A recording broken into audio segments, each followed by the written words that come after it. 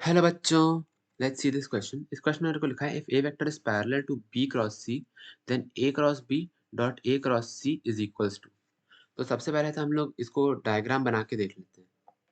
तो ये मान लो मेरा कोऑर्डिनेट एक्सिस है, ये मेरा एक्स एक्सिस है, ये मेरा वाई एक्सिस है और ये मेरा जेड एक्सिस है। और इस पे हम लोग अज्यूम कर लेते हैं कि यहाँ पे मेरा ऐसे कुछ बी वेक्टर लाई कर रहा है। ये मेरा बी वेक्टर है। सी वेक्टर मेरा कुछ एक्स वाई प्लेन में यहाँ पे है। सॉरी, ये मेरा कुछ सी वेक्टर है, मान लेते हैं इस एक्स वाई प्लेन में। तो जो बी क्रॉस सी हो जाएगा मेरा, जो मेरा बी क्रॉस सी हो जाएगा वो एक्स वाई प्लेन के परपेंडिकुलर होगा, यानी कि कुछ ऐसा हो जाएगा। तो यहाँ ये मेरा बी क्रॉस सी का डायरेक्शन है। अब लिखा है A is parallel to B cross C, तो मतलब ए वेक्टर कुछ इसी डायरेक्शन में जेड के पॉइंटिंग डायरेक्शन में होना चाहिए। तो ये मेरा ए वेक्टर है। ये तो हम लोग इसको 3D विजुअलाइज कर लिया। अब एक बार हम लोग इसको एक और कंडीशन निकालने के लिए इसको हम लोग एक्स वाई प्लेन में सिर्फ देखते हैं। तो ये बेसिकली मेरा एक्स एक्सिस है और ये मेरा वाई एक्सिस है। और फिर से बी और सी वेक्टर्स एक्स वाई प्लेन में जैसे होने चाहिए ऐसे बना लेते हैं। ये मान लेते हैं मेरा बी वेक्टर और सी वेक्टर कुछ मेरा ऐसे था। अब ए वेक्टर जो होगा वो आउट ऑफ द प्लेन होगा, मतलब ऐसे आता हुआ ए वेक्टर है।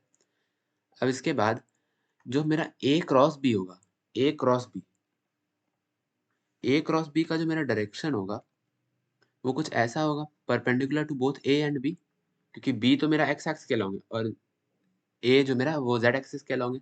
तो मेरा ए क्रॉस बी का यही डायरेक्शन होगा, ए क्रॉस बी। और जो मेरा ए क्रॉस सी होगा, ए क्रॉस सी, उसका डायरेक्शन कुछ ऐसा होगा, सी के परपेंडिकुलर और ए के परपेंडिकुलर, और सी ए मेरा जेड एक्सिस के अलॉन्ग है, तो दोनों के परपेंडिकुलर वेक्टर कुछ ऐसा आ जाएगा। ये वेक्टर मेरा ए क्रॉस सी। तो यहाँ पे नोट मेरे को क्या करना है कि यदि मेरा बी और सी के बीच में एंगल अल्फा बन रहा है, हम जान देख सकते हैं कि ए क्रॉस बी और ए क्रॉस सी के बीच में एंगल अल्फा ही बनेगा, क्योंकि ये यहाँ पे डायग्रामेटिकली विजिबल है। क्योंकि मान लो बी और सी के बीच में एंगल अल्फा है, तो ये जो ए क्रॉस सी है ये मेरा 90 प्लस अल्फा पे है सी से, और बी ए क्रॉस बी वो मेरा बी से 90 पे के आगे है। तो दोनों के बीच में डिफरेंस मेरा हमेशा अल्फा ही रहेगा, परपेंडिकुलर बस रोटेट कर दिया गया। तो इन दोनों के बीच में मेरा एंगल अल्फा है। अब मेरे से जो पूछा है वो हम लोग यहाँ पे देख लेते हैं। फाइनली क्वेश्चन को जल्दी से सॉल्व कर लेते हैं। मेरे को पूछा है A cross B dot A cross C. तो ये हो जाएगा सबसे पहले तो mod of A cross B, mod of A cross C, और फिर दोनों के बीच का एंगल। तो ए क्रॉस बी और ए क्रॉस सी के बीच में एंगल कितना है, अल्फा, तो यहाँ पे लिख देंगे हम कॉस अल्फा। उसके बाद mod of A cross B, mod of A cross B हम लिख सकते हैं मॉड ए मॉड बी, और ए और बी के बीच में एंगल कितना है 90 डिग्री। तो ये तो साइन 91 हो जाएगा। उसके बाद यहाँ पे हम लिखेंगे mod of A cross C, तो ये हो जाएगा मेरा मॉड ए मॉड सी, और ए और सी के बीच में मेरा एंगल कितना है वो भी 90 degree, because A is perpendicular to both B and सी।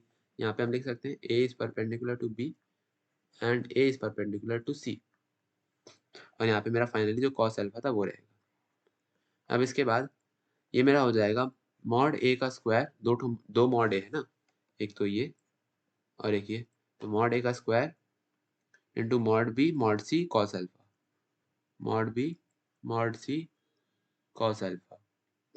अब हम लोग यदि देखें कि B cross C, B dot C मेरा क्या है, B डॉट C मेरा क्या है mod B mod C cos alpha, और यहाँ पे वही तो लिखा हुआ है mod B mod C cos alpha, तो इसको हम लिख सकते हैं मॉड ए का स्क्वायर बी डॉट सी। तो मेरा यहाँ पे फाइनली ये आ गया है। तो जो करेक्ट ऑप्शन मेरे को दिख रहा है वो दिख रहा है मेरे को option number 1। So option 1 is my correct option. I hope everyone got the solution. Thank you.